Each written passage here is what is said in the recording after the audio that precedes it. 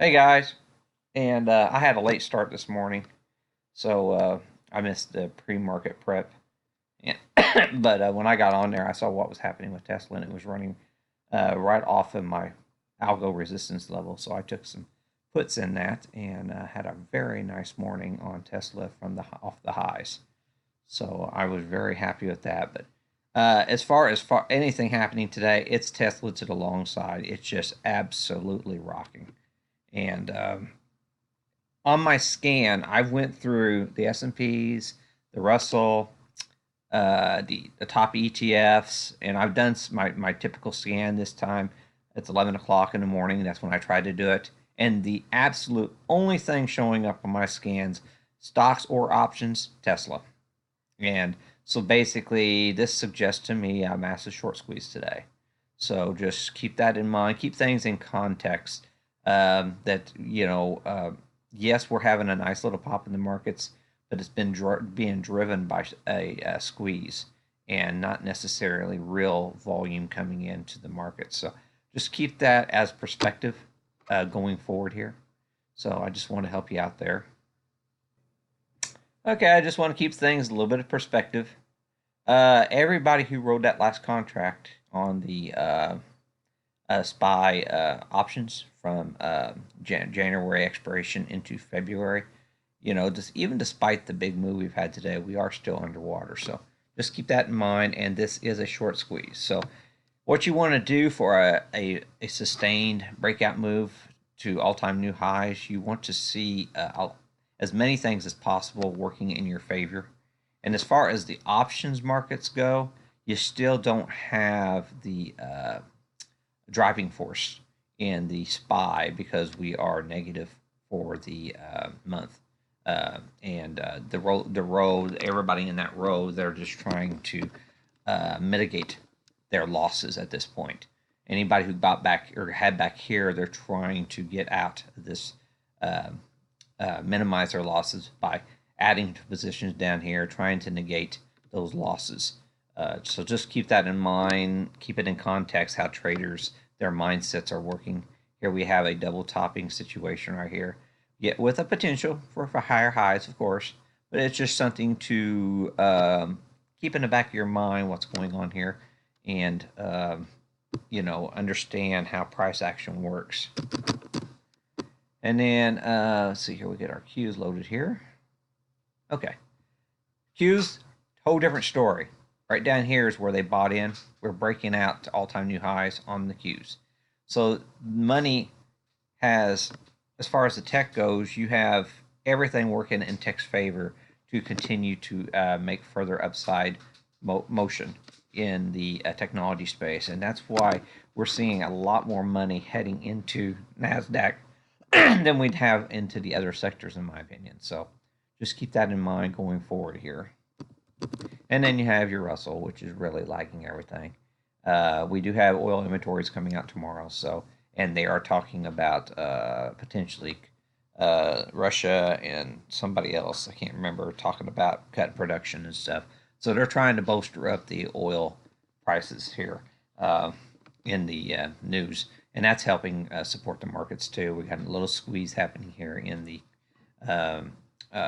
oil space, which is helping support the Russell for a little bit higher. But like I said, everybody who had rode the Russell contracts, they're trapped, and they're back up here at these highs, which we haven't even got to these highs yet.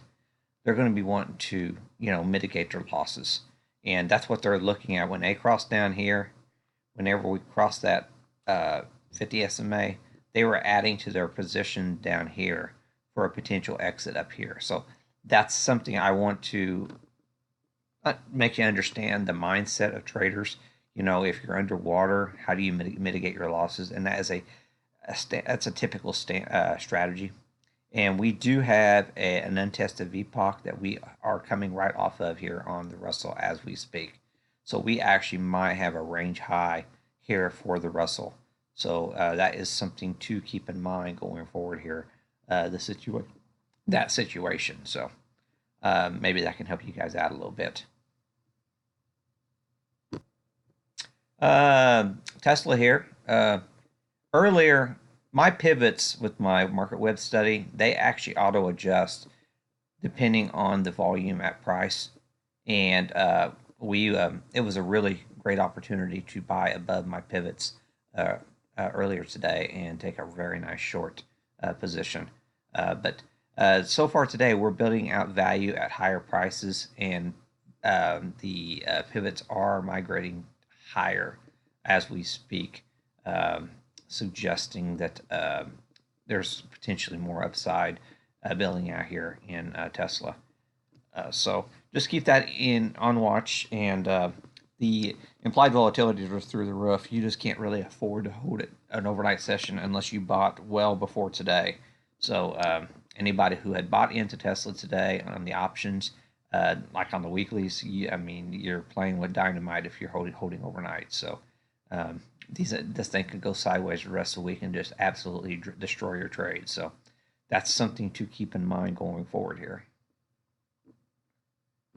Now, if I take off my above average volume uh, indicator on my study, which I don't typically like doing that, but on a little bit lighter volume here, we are squeezing on China internet stocks.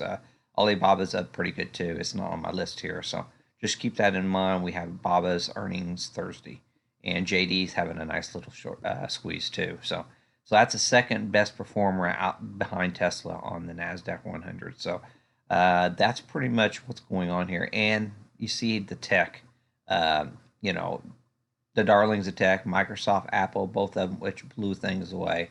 And then we have NVIDIA earnings coming out this week, and I think they have a lot of exposure to Tesla. So keep that in mind going forward here. Wait 1 second, I'll pull NVIDIA up. So NVIDIA's earnings are next week. So just keep that one on watch going forward here. NVIDIA is really looking strong. Okay, NVIDIA. It came right in with when AMD and everything sold off. So keep that in mind. The semis were under a considerable constraint there for a while. But I don't want to read too much into it because the Qs are breaking out, you know, and potentially very strong price action here. And we are at a virgin point of control, but we've tested it multiple times. We're just kind of digesting sideways here for NVIDIA. But the next untested virgin point of control would be way up here. It was from 124. So end of last month, so last week, we had value put in up here for NVIDIA. So a run back up to here is definitely not out of the cards for NVIDIA going into next week's earnings. So yeah, you can see it just right here on the in my chart. So it's next Thursday. So if the markets were to continue to catch a bid, this is one that could rally back up into this range going into next week if these markets continue to hold these levels. Now, Facebook's a different one. We had this primary up channel, and it looks like we're back testing it today. We had a breakdown, now we're doing a back test. This is not one I'm necessarily thinking it's going to hold this trend. So just keep that in mind as far as I'm concerned. Facebook's catching a short squeeze today with the rest of the markets, but this is one of those scenarios that pops are short. You typically would want to start initiating shorts, in my opinion, for Facebook. But with the Qs breaking out like they are, you know, you have to be extremely careful in that situation. So, you know, if it was a Russell or an SP 500 stock, I would, you know, be more apt to take that short. But, you know, anytime you have tech, you know, going against, you know, what should be a bearish stock, you don't really want to bet against it if the whole index is going higher. But, you know, you just maybe want to watch this, see if that pans out the way I'm suggesting going forward here. Okay, the Russell's not showing anything on the options. We don't have any strikes hitting 1,000 on the Russell, and but here on the S&P 500, we still have the techs in the S&P 500: Microsoft, Apple, NVIDIA. They're the leaders on the S&P 500 today, and So basically, it's tech. It's all tech, yeah, across the board that's supporting this market. You also have Netflix catching a bid here. Well, Disney, they got earnings tonight, so that one is pretty darn active. And you got the short squeeze hitting Facebook. So basically, the only ones, and then we have Merck earnings this week, and we do have a little squeeze in Visa too. It looks like, but so and Amazon. Okay, so let's see if Amazon's hitting new highs here. Amazon's just digesting sideways the big move we had last week, and Mark's already came out and bullish on Merck for earnings. He said that last week, and so just keep that in mind going forward here. Earnings are, see if I can pull this up. 2-5 tomorrow morning. Merck's earnings are tomorrow morning. Um, the only thing that would bother me on this here is how the relative weakness on the healthcare going into go on this sell-off. Healthcare was one of the strongest sectors leading to the downside. So that would be my only concern, major concern, if you from a sector standpoint. So they beat last quarter. So we'll see what happens going forward. They've had increasing earnings per share, it looks like. So, but yeah, Merck looks like it's potentially going to run up into its all-time highs here. So just keep that's not refreshing, right? So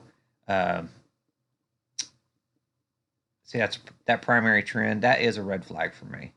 Whenever you're trying to push price in what seems to be a weak sector, and we are above trend already.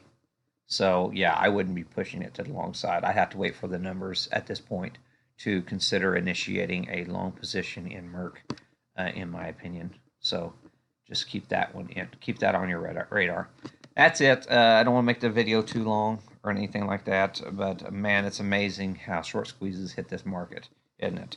And I had mentioned early yesterday's video that I saw a short squeeze setting up, and my lord, what a squeeze it has been. And it's all driven by because everything's lining up for technology for higher prices. So you have to be extremely careful if you're trying to fade this pop. Talk to you later.